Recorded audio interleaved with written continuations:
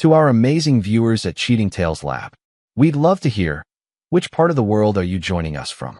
Let us know. Now, let's dive into today's story. Chapter 1. Homecoming Shadows. The Iraqi sun had been unforgiving for 15 months, but nothing prepared Master Sergeant Wayne Abbott for the chill that greeted him at his own front door. The yellow ribbon magnet on his neighbor's car seemed to mock him as he stood on the porch of his suburban Sacramento home, duffel bag in hand, key trembling slightly as he inserted it into the lock. Wayne had built this life with precision. A two-story colonial with white shutters, a manicured lawn, and a swing set in the backyard where his 8-year-old son Tommy would play for hours. He'd married Donna Schultz 7 years ago, drawn to her vibrant laugh and the way she made him feel normal after his first tour in Afghanistan. She'd promised to keep their world intact while he served overseas, to be the anchor their family needed. The house felt wrong the moment he stepped inside. The familiar scent of Donna's vanilla candles was replaced by something else, cologne that wasn't his, takeout containers stacked carelessly on the coffee table, and an unsettling silence that made his combat-trained instincts prickle. The living room looked lived in, but not by his family. A leather jacket hung on the coat rack that he'd never seen before, and there were boot prints on his hardwood floors, size 11, maybe 12, definitely not Donna's. Donna? Tommy. His voice echoed through the empty rooms. Upstairs, he found their bedroom. The bed was unmade, sheets he didn't recognize tangled in a way that told a story he didn't want to read. On the nightstand sat a coffee mug with lipstick on the rim, not Donna's shade, and a charging cable for a phone that wasn't his wife's model. Wayne's military training had taught him to compartmentalize, to process information without emotion clouding judgment. But standing in his violated bedroom, the walls seemed to close in. 15 months of sand, heat, and constant danger, all while believing he was protecting something sacred. The photo of his wedding day mocked him from the dresser, Donna in white, him in his dress blues, both of them believing in forever. A neighbor's car door slammed outside, and Wayne moved to the window. Marie Rojas from next door was walking toward her house, a woman who'd always been kind to his family. On impulse, he headed downstairs and out the front door. "Marie," he called softly. She turned, her face brightening momentarily before concern crept in. "Wayne, you're back. We weren't expecting." She paused, studying his expression. "Are you okay? Where are Donna and Tommy?" Marie's discomfort was palpable. She glanced toward his house, then back at him. "Tommy's at the hospital, Wayne. There was an accident." The word accident hit him like shrapnel. "What hospital? What happened?" "Mercy General. He fell down the stairs yesterday." "Wayne, this is the second time in 3 months." Her voice dropped to almost a whisper.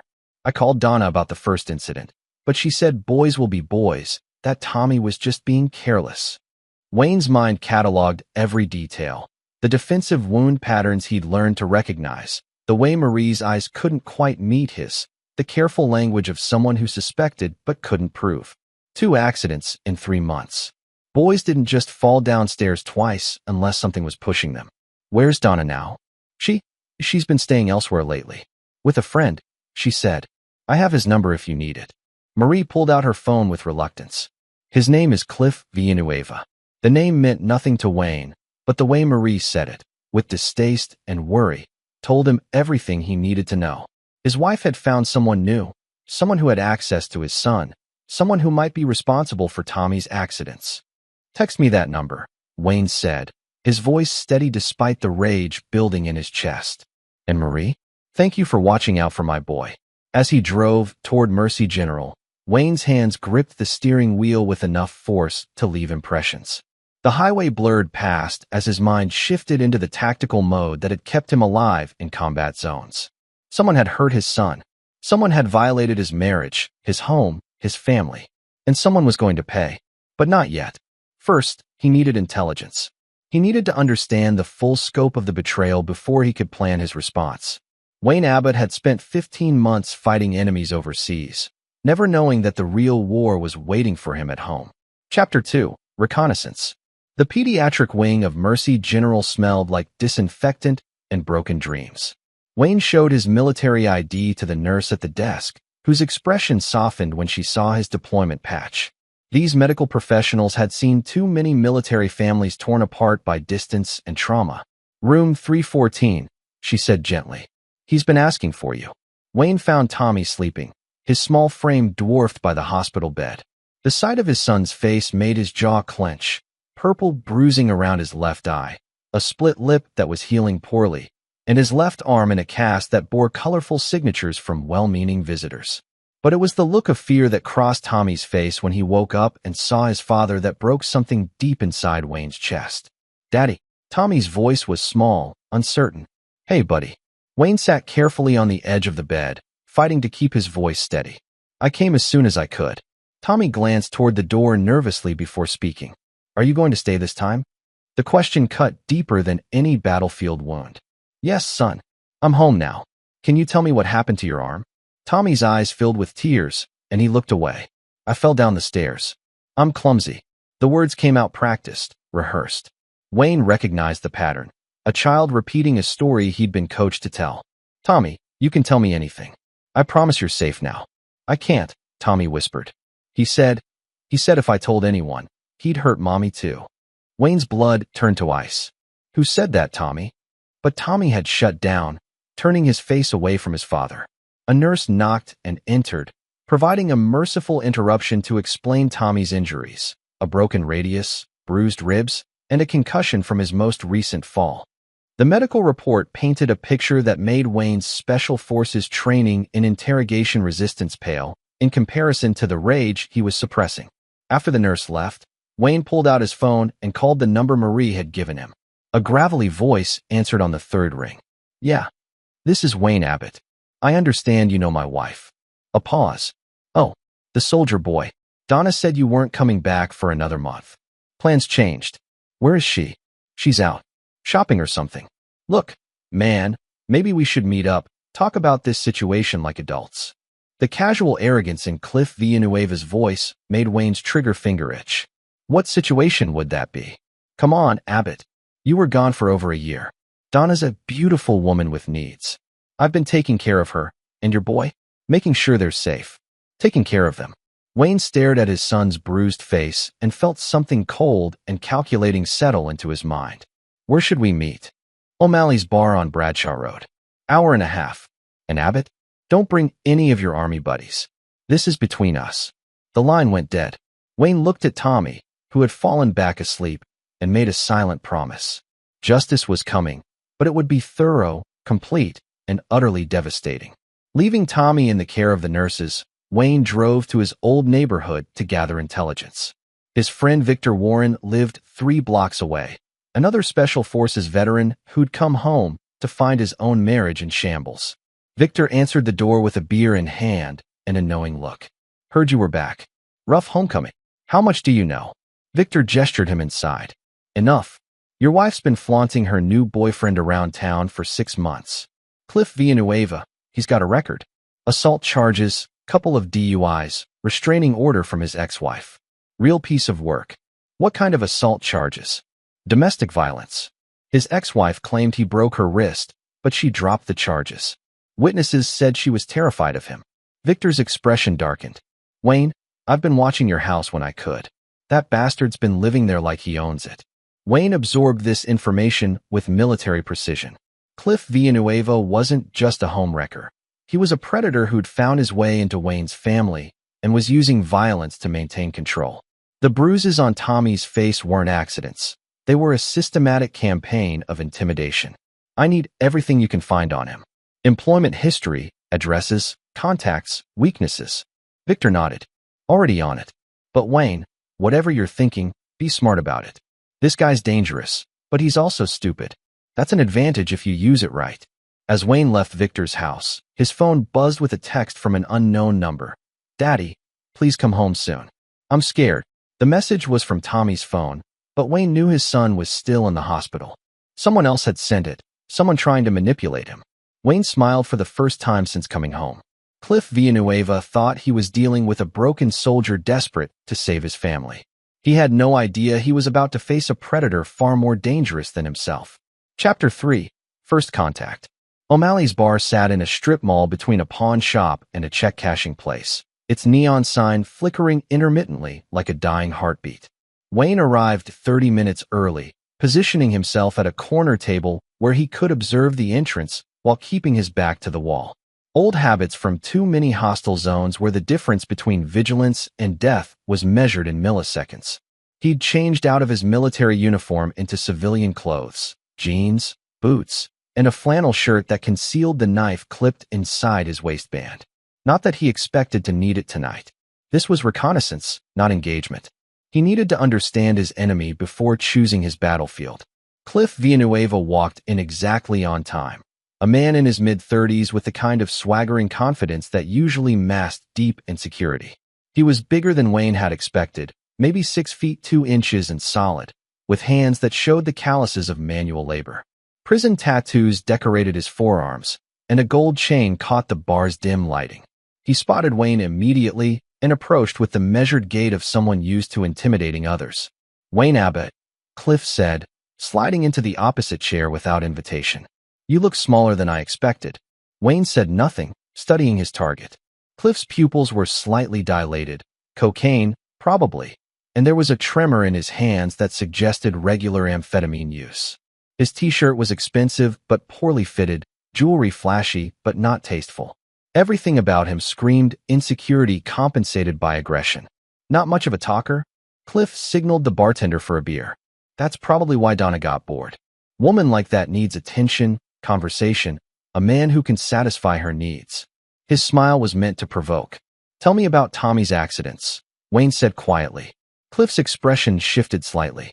"Kids are clumsy, especially boys. Sometimes they need to learn respect the hard way. 2 broken bones in 3 months seems excessive for clumsiness." "Listen, soldier boy," Cliff leaned forward. "I don't know what kind of stories the kid's been telling, but he's got an imagination. Falls downstairs, runs into doors, gets into fights at school. Some kids are just accident-prone." Wayne cataloged every word, every expression. Cliff was lying, but more importantly, he was enjoying it. This wasn't just abuse. It was sadistic pleasure in hurting a defenseless child. "Where's Donna tonight?" "Safe. Away from here. She doesn't need to see you threatening her new man." Cliff took a long drink of his beer. "Look, I get it. You come home, find your woman has moved on, your kid likes me better than his old man. That's gotta hurt. But that's life, Abbott. You were gone, I was here. Simple as that. Tommy likes you better? Kid's crazy about me. Calls me dad sometimes." Cliff's grin was poison. "Of course, he's learning there are rules in my house. Children should be seen and not heard, you know? Sometimes they need reminders." Wayne's hand moved unconsciously toward his knife, but he forced himself to remain still. "Not yet. Not here. I want to see Donna." "Not happening. She doesn't want to see you. Made that pretty clear." Cliff pulled out his phone and scrolled through messages. "Matter of fact, she asked me to give you this." He slid the phone across the table. The message thread showed conversations between Cliff and Donna that made Wayne's stomach turn. But it was the photos that stopped his breathing. Intimate images of his wife with this man, taken in Wayne's own bedroom, in the house he'd paid for while defending his country overseas.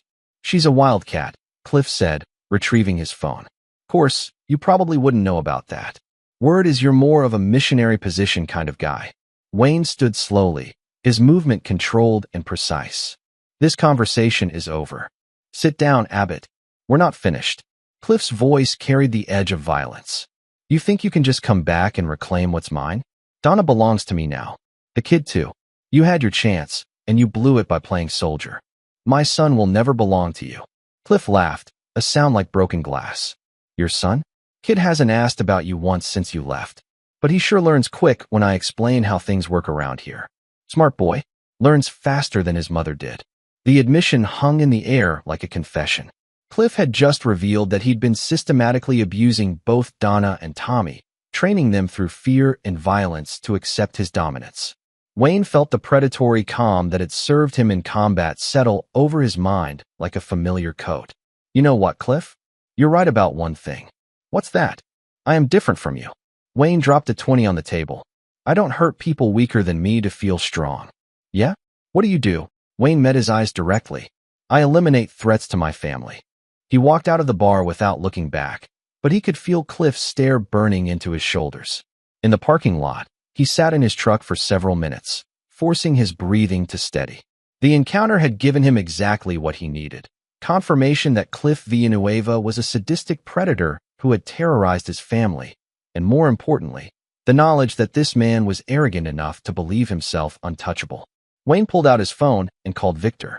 "I need that intel package tonight." "And Victor?" "Start researching abandoned properties in Sacramento County. Remote locations." "How remote?" "Remote enough that no one will hear screaming." Wayne hung up and started his engine.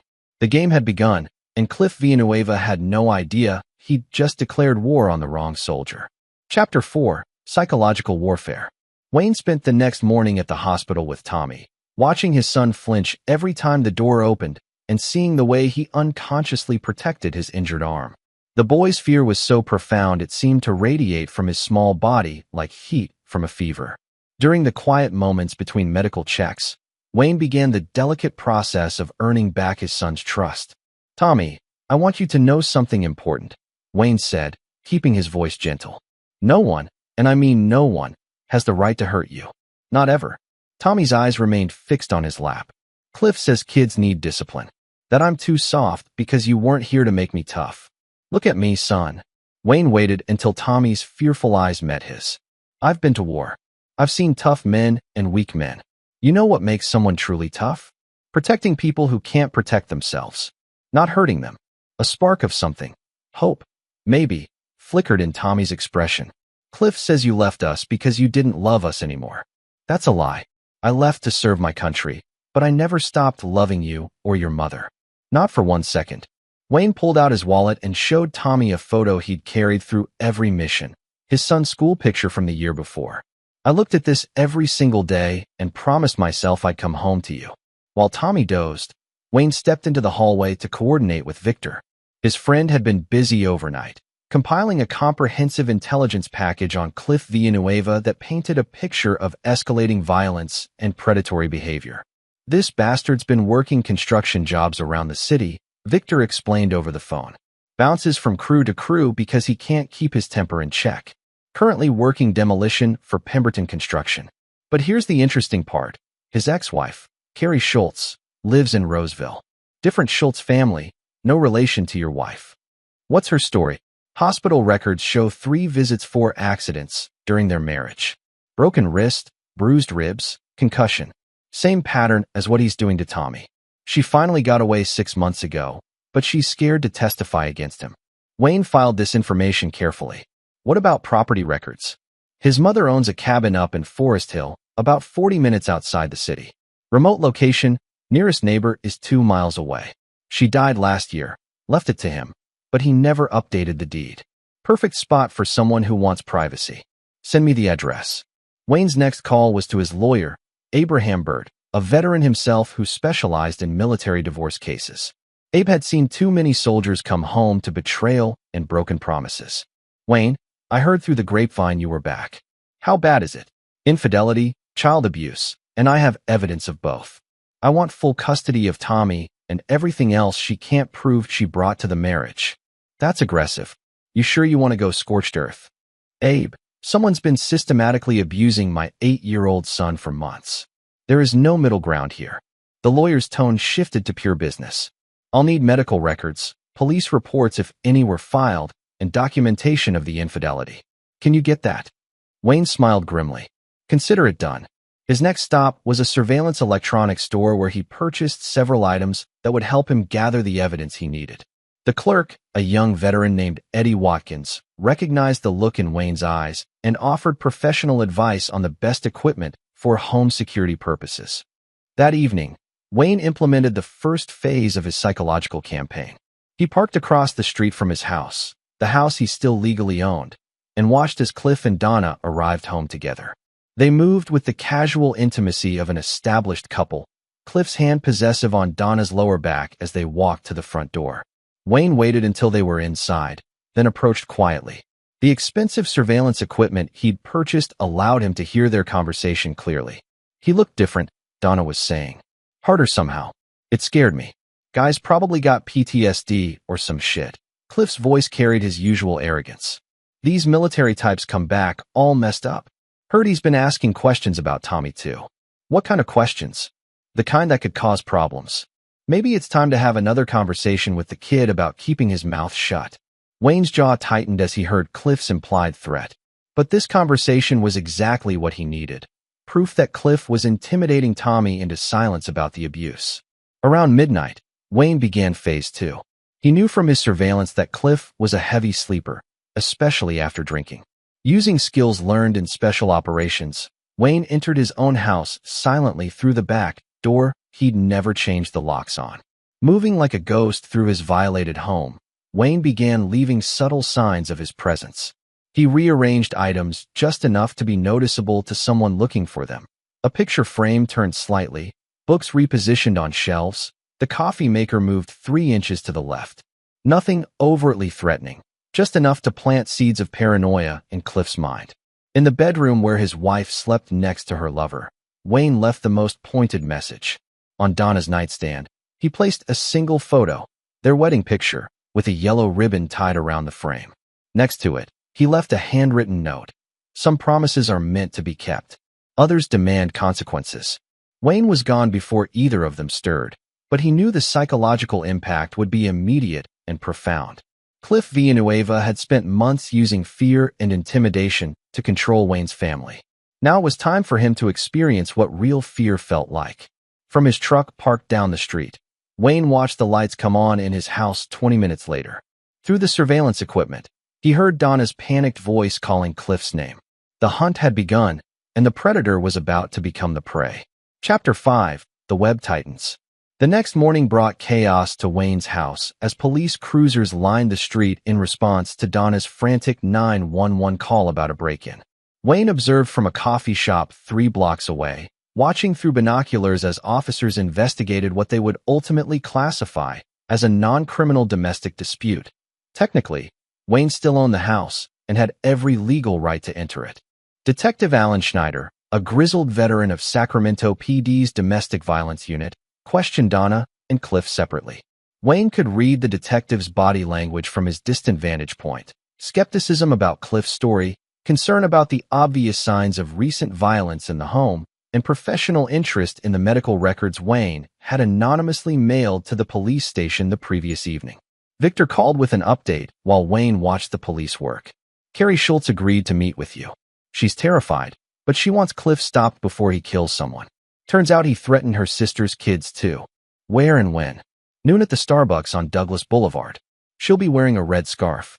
Wayne, be gentle with her. This woman's been through hell. Carrie Schultz was smaller than Wayne had expected, with the kind of nervous energy that came from months of looking over her shoulder.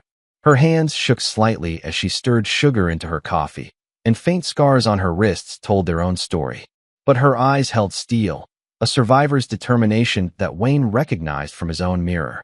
"You're Tommy's father," she said without preamble. "I saw the news coverage when you deployed. Cliff showed me the articles, said you were probably going to get yourself killed over there." He was wrong. Carrie studied his face with the careful assessment of someone who'd learned to read dangerous men. "Maybe. He's scared of you, though. Called me last night, rambling about how you were stalking him. First time I've heard fear in his voice since I've known him. Tell me about what he did to you." The story that emerged was a textbook case of escalating domestic violence. Cliff had started with emotional manipulation, isolating Carrie from friends and family. Then came the accidental bruises, always in places that could be hidden by clothing. Finally, the systematic beatings that sent her to emergency rooms 3 times before she found the courage to escape. "He has this way of making you believe it's your fault," Carrie explained. "That you deserved it somehow. And he's smart about it. Never leaves marks that can't be explained, always has an excuse ready." "How did you finally get away?" "My sister threatened to call the police whether I wanted her to or not." Cliff had started making comments about her kids, saying they needed discipline too. That's when I knew he wouldn't stop with me. Wayne felt pieces clicking into place. He escalates. Gets bored with one victim, needs new targets. Exactly. When I left, I knew he'd find someone else. I just hoped. She trailed off, guilt evident in her expression. "I should have warned your wife somehow. This isn't your fault, but I need your help to stop him." Carrie's laugh was bitter. "I tried testifying once. He had his lawyer paint me as an unstable ex-wife with a grudge. No conviction, and he made my life hell for months afterward. This time will be different. I have evidence he's been abusing my son, documentation of his pattern of behavior, and resources he doesn't know about." Wayne leaned forward. Are you willing to try again if I can guarantee your safety? Something shifted in Carrie's expression, hope mixed with desperate determination. What kind of guarantee? The kind that ensures Cliff Villanueva will never hurt anyone again. That afternoon, Wayne implemented the next phase of his campaign. Using information Carrie had provided about Cliff's drug connections, Wayne visited several of the construction sites where Cliff had worked. The story he told was simple. He was a concerned father worried about the men his son was exposed to, just asking questions about character references. The responses painted a consistent picture. Cliff was known for his temper, his drug use, and his tendency to brag about keeping women in line. One foreman, Gene Driscoll, pulled Wayne aside privately. Look, I don't usually talk about former employees, but that guy made everyone uncomfortable. Showed pictures of some woman's bruises on his phone, like trophies or something. Said he was training her properly. Wayne's blood turned to ice. Training her? His words, not mine. Also bragged about having to discipline some kid who didn't show him proper respect. Made jokes about kids learning lessons the hard way. Gene's expression was disgusted. We let him go after 2 weeks. Couldn't risk having someone like that around families. Armed with this information, Wayne made his next move. He called the Sacramento County Child Protective Services office and filed a formal complaint against Cliff Villanueva, providing detailed medical records, witness statements, and a recording of Cliff's admission at the bar about teaching Tommy lessons. The social worker, Melinda Pope, listened with growing concern. Mr. Abbott, these are serious allegations. We'll need to interview your son immediately. He's still in the hospital. And ma'am, he's terrified. This man has threatened him into silence. We're trained to handle traumatized children. But I need you to understand, if we determine there's ongoing abuse, we may need to place Tommy in protective custody until the threat is eliminated. Wayne's jaw tightened. Whatever it takes to keep him safe. As evening approached, Wayne parked near the cabin in Forest Hill that Victor had identified. The property was perfect for his purposes, isolated, defensible, and far enough from civilization that privacy was guaranteed. More importantly, the deed records showed it was still in Cliff's mother's name, meaning Cliff had no legal standing to be there. Wayne's phone buzzed with a message from Donna. We need to talk. Meet me at Tommy's hospital room tomorrow at 2 p.m. Come alone. He smiled grimly. His psychological pressure was working. Donna was starting to crack, realizing that her new life with Cliff wasn't the fairy tale she'd imagined. But Wayne had no intention of meeting her on her terms. This game would be played by his rules, on his timeline, with consequences she couldn't yet imagine. The web was tightening around Cliff Villanueva, and soon he would discover that predators could become prey with terrifying speed. Chapter 6. Pressure Points.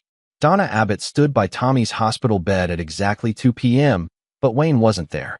Instead, she faced Detective Schneider and social worker Melinda Pope, both armed with questions she couldn't answer and evidence she couldn't explain. Wayne watched from the hallway security camera feed on his phone, having hacked the hospital's system the night before. Mrs. Abbott, Detective Schneider began. We need to discuss your son's injuries and your relationship with Cliff Villanueva. Donna's face went pale. I don't understand. I thought this was about Wayne threatening us. No, ma'am. This is about child endangerment and possible domestic violence. Melinda Pope opened her file. Tommy's medical records show a pattern of injuries consistent with systematic abuse. Broken bones, bruises, signs of repeated trauma. Wayne could see Donna's hands shaking through the camera feed. She glanced toward Tommy, who was awake and listening to every word with wide, frightened eyes. Tommy's accident-prone. He falls a lot, runs into things. Boys his age. Mrs. Abbott, the detective interrupted.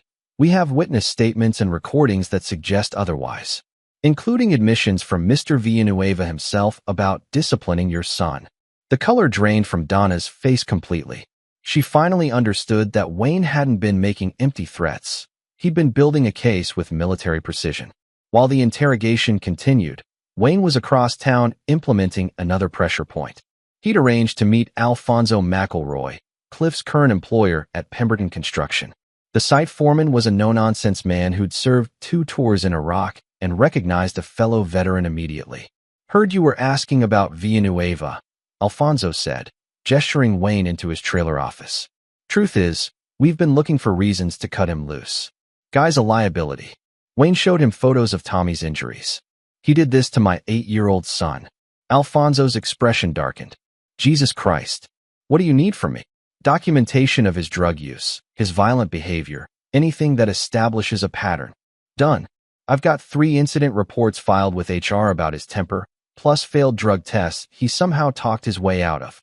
Alfonso pulled files from his desk. He threatened a co-worker last week, said he'd teach him respect the same way he taught his girlfriend's kid. Wayne felt another piece of evidence slot into place. I'll need copies of everything. Consider it done. And Abbott? That bastard scheduled to work the late shift tonight at the demolition site on J Street. Just in case you wanted to know where to find him. As Wayne left the construction office, his phone rang. Victor's voice was tight with urgency. We've got movement. Cliff just pulled up to your house, loaded 2 suitcases into his truck, and took off. GPS tracker I planted shows he's heading toward the freeway. He's running. Gets better. 20 minutes ago, someone matching his description cleaned out a Bank of America account registered to Donna Abbott. Withdrew $8,000 in cash. Wayne smiled coldly. Cliff was reacting exactly as predicted. When pressure mounted, predators typically fled rather than fight. But Wayne had anticipated this response and prepared accordingly.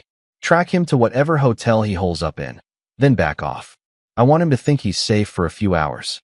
Wayne's next stop was the hospital, where the interrogation had ended with Donna in tears and Tommy finally beginning to speak. Melinda Pope emerged from the room looking grim. That child has been systematically terrorized, she told Wayne. He's afraid to sleep, afraid to eat, afraid to speak above a whisper. The psychological damage is severe. What about Donna? Claims she didn't know the extent of the abuse, but her story has holes. She's been covering for Villanueva, making excuses for Tommy's injuries. The social worker's expression hardened.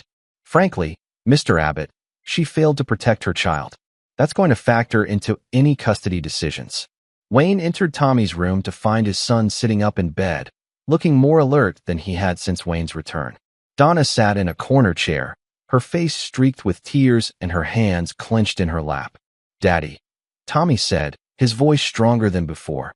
I told them about Cliff. About what he really did. You were very brave, son. I'm proud of you. Donna looked up with desperate eyes. Wayne, I know this looks bad, but I was scared too. You don't understand what he's like when he's angry. I understand perfectly. I understand that while I was dodging IEDs in Iraq, you brought a predator into our home and let him terrorize our son for months. He said he loved me, that he wanted to be a father to Tommy. I thought. You thought about yourself. Wayne cut her off. You thought about your loneliness, your needs, your wants. You never thought about what this would do to Tommy. Donna's tears came harder. I made a mistake. Can't we fix this? Can't we be a family again? Wayne stared at the woman he'd once loved, seeing clearly for the first time how selfish she'd always been, how quick to rationalize choices that served her desires. No, Donna, we can't. The finality in his voice seemed to break something inside her. What are you going to do? Wayne kissed Tommy's forehead gently. I'm going to make sure no one ever hurts you again, buddy. And I'm going to make sure the man who did hurt you pays for every bruise, every broken bone, every nightmare. He looked at Donna one last time. As for you, you'll be hearing from my lawyer. Full custody, the house, everything. You chose Cliff over our son. Now you can live with the consequences. Wayne left the hospital with a clear conscience and a dark purpose. Tommy was safe. Donna was facing the ruins of her choices, and Cliff Villanueva was about to discover that running from Wayne Abbott was like trying to outrun a guided missile. The final phase of his plan was about to begin. Chapter 7. The hunt begins. Cliff Villanueva's truck sat in the parking lot of a seedy motel off Highway 80, 40 miles east of Sacramento. The Sleepy Inn was the kind of place that rented rooms by the hour and asked no questions about bloodstains or screaming. Wayne had followed the GPS tracker to this location and spent 2 hours conducting surveillance from across the street. Room 247. Second floor, corner unit with only one exit unless Cliff wanted to risk a 20-foot drop onto concrete. Wayne could see the glow of a television through the thin curtains and the shadow of a man pacing back and forth like a caged animal. At midnight, Wayne made his move.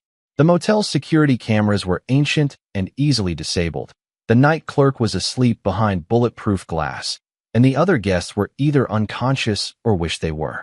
Wayne climbed the external stairs with ghost-like silence. decades of special operations training reducing him to a shadow with purpose. He listened at the door first.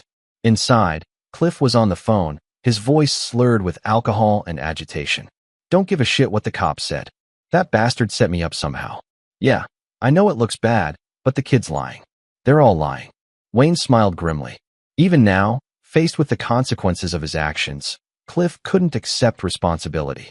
He picked the lock in 30 seconds, a skill learned in places where entry and exit meant the difference between mission success and body bags. The door opened silently.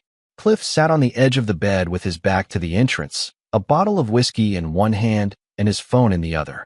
He was exactly where Wayne's psychological pressure had driven him, isolated, paranoid, and making mistakes.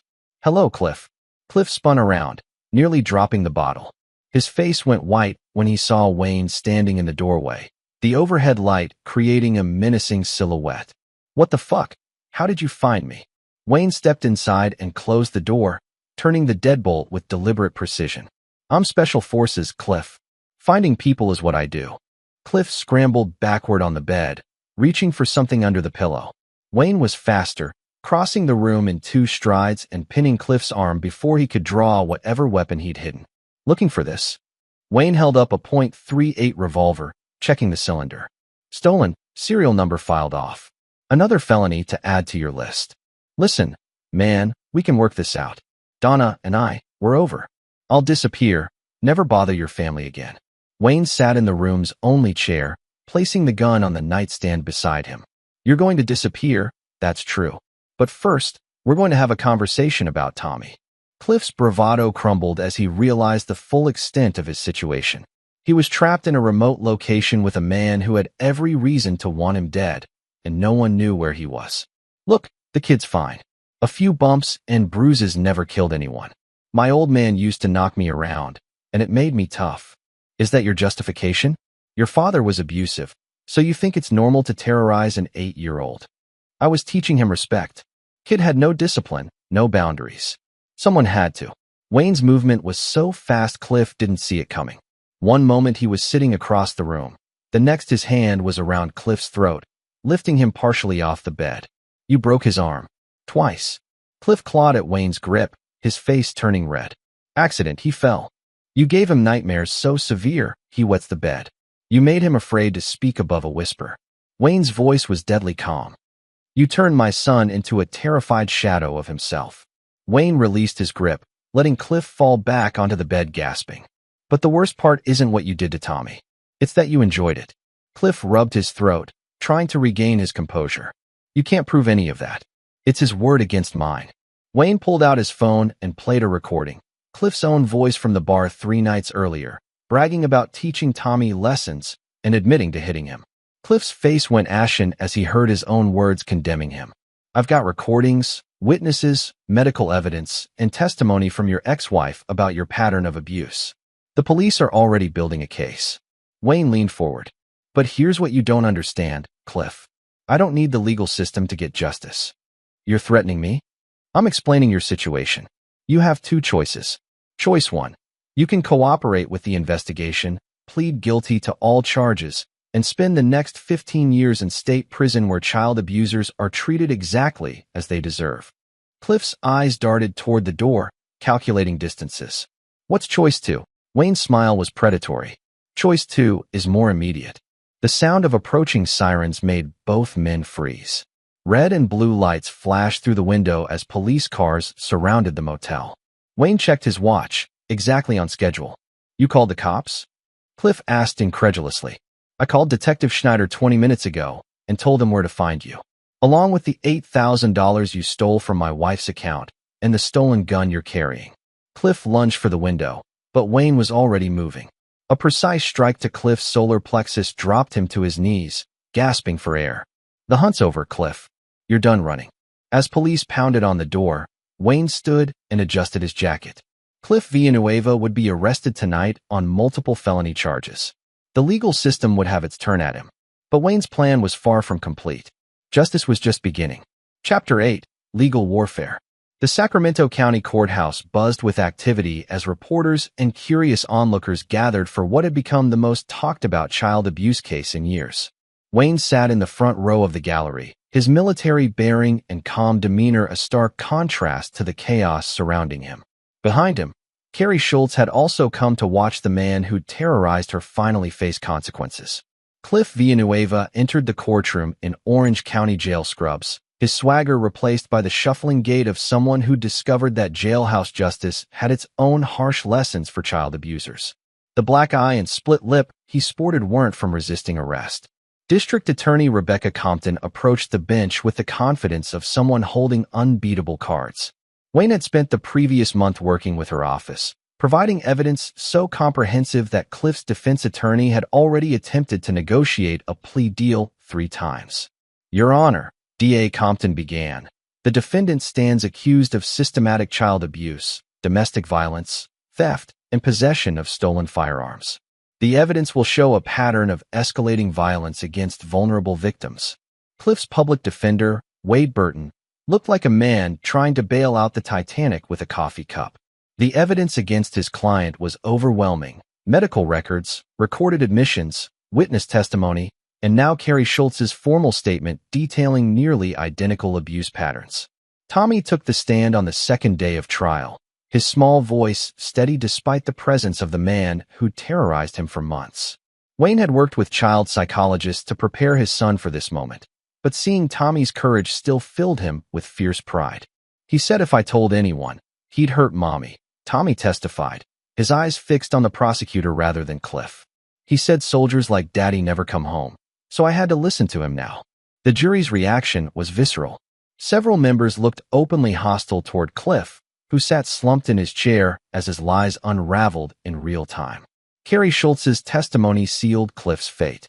She described the same methods of intimidation, the same escalating violence, the same threats against family members that had characterized his relationship with Tommy and Donna.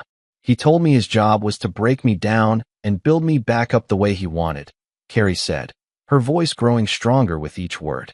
When I finally escaped, he threatened my sister's children, said he'd teach them the same lessons he taught me. Wayne watched Cliff's face throughout the trial, seeing the exact moment the predator realized he'd become prey. Gone was the arrogant swagger, replaced by the desperate look of someone facing the consequences of their choices. On the third day, D.A. Compton played the recordings Wayne had gathered, Cliff bragging about disciplining Tommy, admitting to the abuse, and making threats. The jury listened in stunned silence as Cliff's own words condemned him. The defense's strategy crumbled completely when they called Donna to testify. Wayne's soon-to-be ex-wife took the stand looking haggard and broken, the reality of her choices finally crushing her spirit. Did you know Mr. Villanueva was abusing your son? Wade Burton asked, hoping to shift blame. Donna's answer destroyed any remaining sympathy for her. I knew Tommy was getting hurt, but Cliff said boys needed to be tough.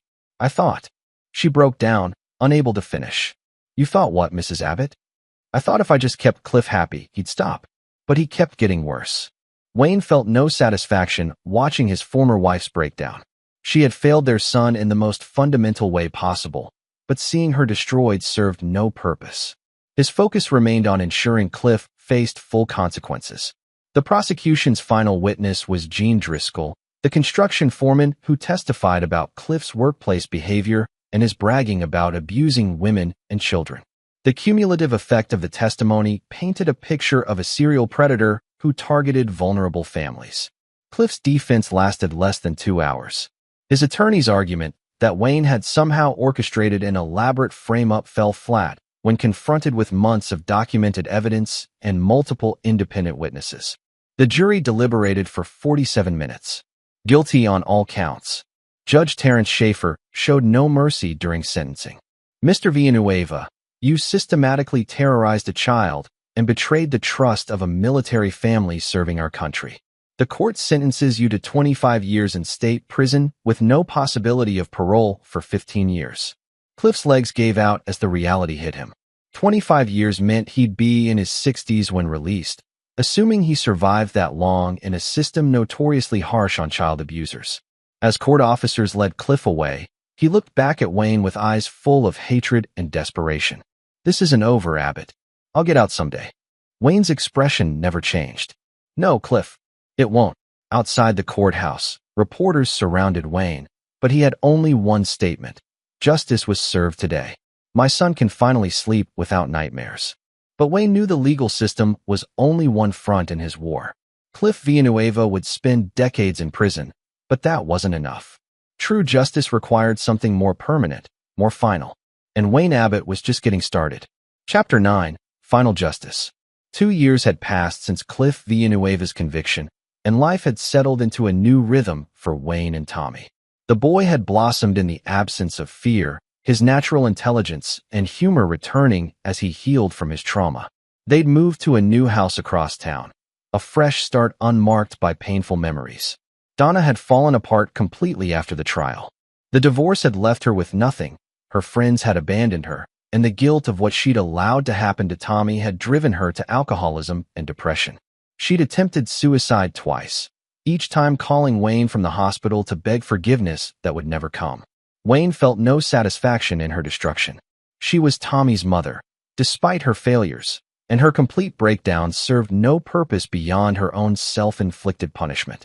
He'd ensured she received mental health treatment, but maintained strict boundaries, supervised visits with Tommy only, no overnight stays, no romantic reconciliation fantasies. The call came on a rainy Thursday evening in November. Victor's voice was tense with urgency. Wayne, we've got a problem.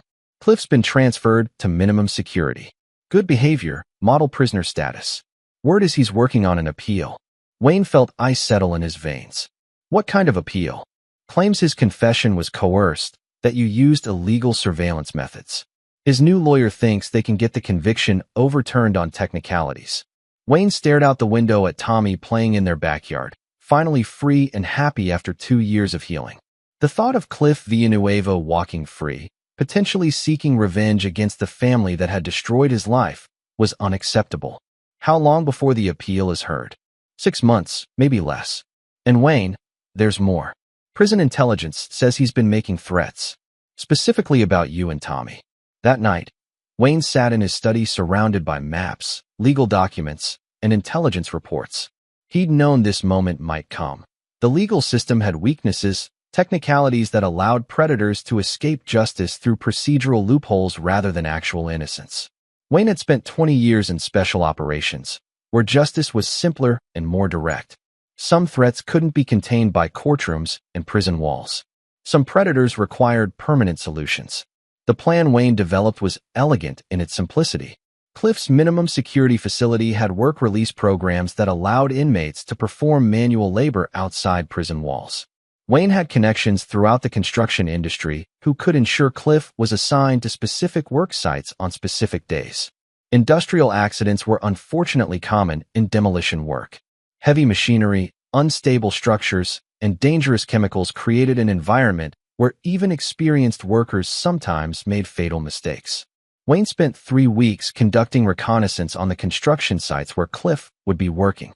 He identified the perfect location, a condemned office building scheduled for controlled demolition, where Cliff's work crew would be removing asbestos on the upper floors. The day of reckoning arrived with unseasonable warmth for late November. Cliff and 5 other inmates were transported to the demolition site under minimal guard supervision. Minimum security prisoners were considered low-flight risks and generally trustworthy. Wayne watched from a neighboring rooftop as Cliff's crew began their work on the 7th floor.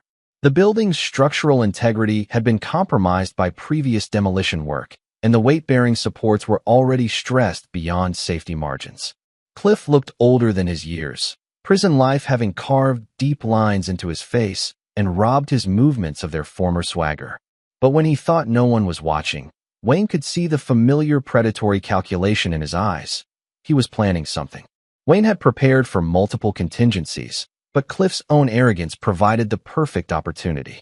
Breaking from his work crew to explore the building alone was a violation of safety protocols that the guards would later blame for the accident. Wayne moved through the building like a ghost, using structural knowledge gained from his reconnaissance to remain undetected. He found Cliff on the 8th floor, examining a section of wall that looked different from the rest. Looking for something, Cliff? Cliff spun around, his face going white with shock and terror. What the hell are you doing here? Making sure justice is permanent. Wayne stepped forward, Noting that Cliff's prison workouts had added muscle but couldn't hide the institutional pallor and nervous tics that marked him as prey rather than predator now. "You can't touch me. I'm a state prisoner. There are guards downstairs. The guards think you're working with your crew. Your crew thinks you wandered off to smoke. No one's looking for you." Cliff backed toward the window, his eyes darting frantically for escape routes. "Look, man, I know you hate me. I get it. But killing me won't change what happened. You're right. It won't change what you did to Tommy." Wayne's voice was coldly conversational. "But it will ensure you never hurt another child. I'm getting out anyway. My appeal's going to work, and when I'm free, when you're free, you'll hunt down my family for revenge. You'll find another vulnerable woman, another defenseless child. The cycle will continue until someone stops it permanently." Wayne pulled a small device from his pocket, a radio-controlled detonator connected to explosive charges he'd placed on the building's remaining support structures. Not enough to bring down the entire floor, just enough to create a localized collapse that would look like structural failure. Cliff's eyes widened as he recognized what Wayne was holding. "You're going to blow up the building?" "Just this section. You're standing directly over a load-bearing support that's already compromised. When it fails, this floor will collapse down to the 6th level. Very tragic industrial accident. You're insane. They'll investigate. They'll know. They'll find that a convicted child abuser ignored safety protocols and died in an unfortunate but predictable accident. No one will look too hard at eliminating a predator." Cliff lunged for the detonator, but Wayne had anticipated the move. A precise strike to Cliff's solar plexus dropped him to his knees, gasping for air. "Tell me, Cliff, in your worst nightmares about prison, did you ever imagine it would end like this?" Cliff looked up with desperate eyes. "Please, I have a sister. She has kids. If something happens to me, your sister's children will be safer with you dead. Every child will be safer." Wayne pressed the detonator button.